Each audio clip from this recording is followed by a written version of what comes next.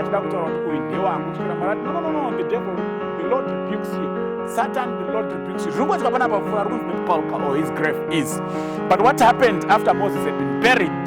Jude verse 9. Kaziwai zvakare vana vaMwari mufaro wangu kuchingamdzai kuchirongwa chedu chamazuva ose kunai pastor. Pachirongwa patiri kubatsirana kupindura mibvunzo yatinayo inopinduruka nebhaibheri. Saka sunungukai kuramba muchitumira mibvunzo yenyu. Toda kutenda vari kutumira vatanga kutibata nhasi makasununguka kutumira mibvunzo yenyu paWhatsApp number noti 0772918335. Kana muri kuona paFacebook, just drop your question pama comment section, then tinobatsirana. Mubvunzo watoda kutarisa nhasi uri kuti yokonai pastor, sei Moses akaonekwa pamwe chete naElijah iye akafa akavigwa? Toda kudai kuti munhu abvunza mubvunzo ari kubvunza zvakaitika pa inonzi the Mount of Transfiguration inowanikwa pana Matthew chapter 17. Matthew chapter 17 verse 1, 2 and 3. Okay. And after 6 days, Jesus taketh Peter, James, and John his brother, and bringeth them up into an high mountain apart, and was transfigured before them. And his face did shine as the sun, and his raiment was white as the light. And behold, there appeared unto them Moses and Elijah, talking with him. And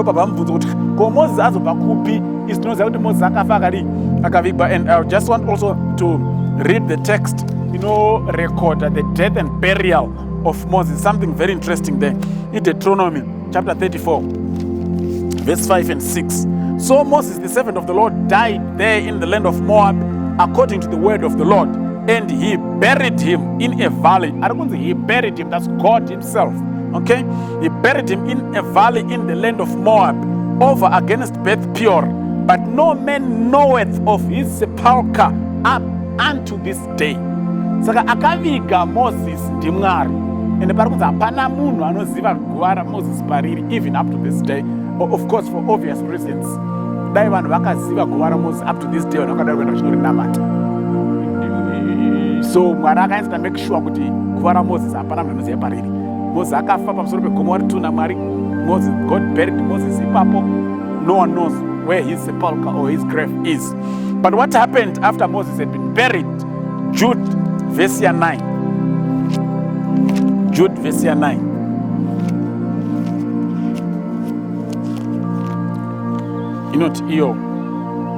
Yet Michael the archangel, when contending with the devil, he disputed about the body of Moses, durst not bring against him a railing accusation, but said, the Lord rebuke thee. Jesu Kristu arikunzi akarwisana pakaita kupokana pakati paJesu Kristu naSatani nekuda kwemutumbi waMoses. Saka Mwari paakaviga Moses, the devil was claiming Moses as his own. I think those of you who are familiar with the book of Zechariah, tinoona zvakare pachinzi Zechariah the high priest, Joshua the high priest akapfekedzwa anga akamira pamberi paMwari aine nguo dzakasviba. Saka Satani akauya kurudyi kuti amudzivise achida kutaura kuti uyu ndewangu, kusvikira Mwari ati no, the devil, the Lord rebukes you. Satan, the Lord rebukes you. Zvinokuitika pana pavhura ari kunzi the Lord rebukes you. So Satan angauya kuclaim achida Joshua the high priest, kanzi Joshua chitsiga chakataurwa kubva mumoto, mubvise nguo dzakasviba, mupfekedze dzakachena. Ndozvaida kuita kuti Satani pakafa Moses.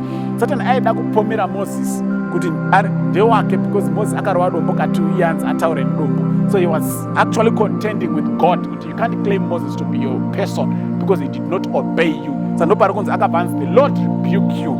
Saka hongu anonzi Moses akafa akavigwa naMwari pachezvake, nanhasi hakuna anoziva guva rake.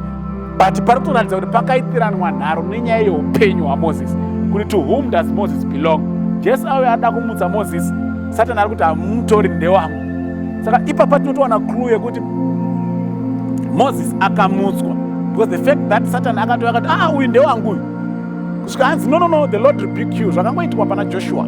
It means Jesus had come to resurrect Moses, but the devil was now crying foul kuti munogotora Moses sei iye ari wangu, because haana kuteerera. Saka vhesi inotipa clue yokuti yes, Moses died, was buried, but he was resurrected.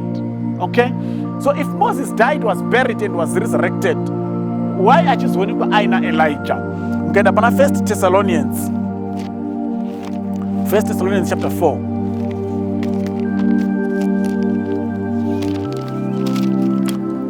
1 Thessalonians chapter 4, autangira pa verse 13.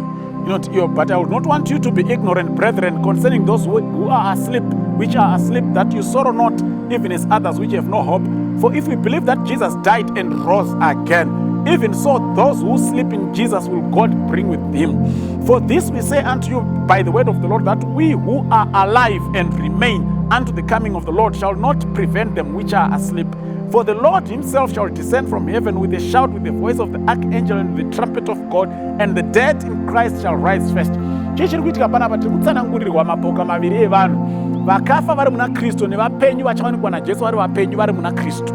Vanzi mapoka iwaya ari maviri achava rimwe chete. Vakafa vari muna Kristu vachamutswa, vanenge vari vapenyu vachashandurwa, according to 1 Corinthians 15 verse 50 to 54.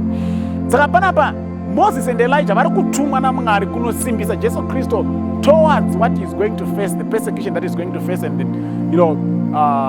kumusimbisa kuti atore mukombe waifana kumwa waizoita kuti humanity ive neassurance of salvation. Okay, saka panodiwa varume vari vaviri. Elijah haana kufa.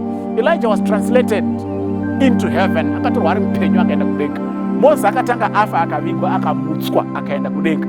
Saka varume vari vaviri vari kuuya kuzosimbisa Jesu Kristu vachimuita kuti ashinge kutora mukombe. Moses ari kumirira vanhu vakafa vachamutswa panouya Jesu Kristu.